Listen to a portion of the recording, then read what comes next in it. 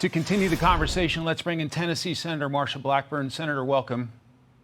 Good to be with you. Thank you. I know the great state of Tennessee has had its share of flooding after Hurricane Helene. You are a mother, a grandmother, a faithful person. What is your reaction to what we've seen over the weekend in Central Texas?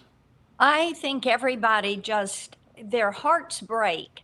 And, Mike, we really do wrap our hearts and prayers around the people in Kerrville and around all these families and the loss of life and the trauma that the survivors have experienced. These children are going to need help and assistance in dealing with this for years to come.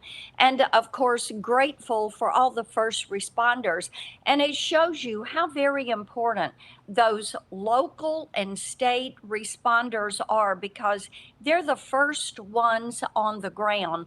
And we're just grateful for them, but we continue to pray for them as they work through the situation.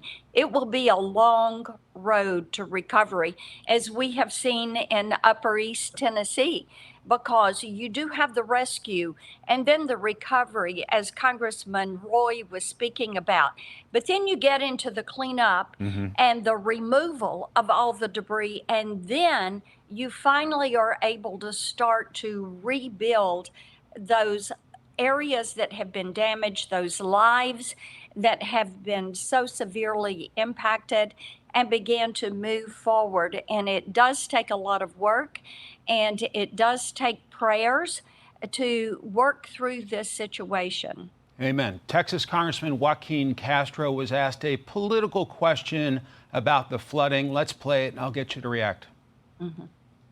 But when you have flash flooding, there's a risk that you won't have the personnel to do that analysis, do the predictions in the best way, and it could lead to tragedy. So I don't want to sit here and say conclusively that that was the case, but I do think that it should be investigated, and not having enough personnel is never helpful.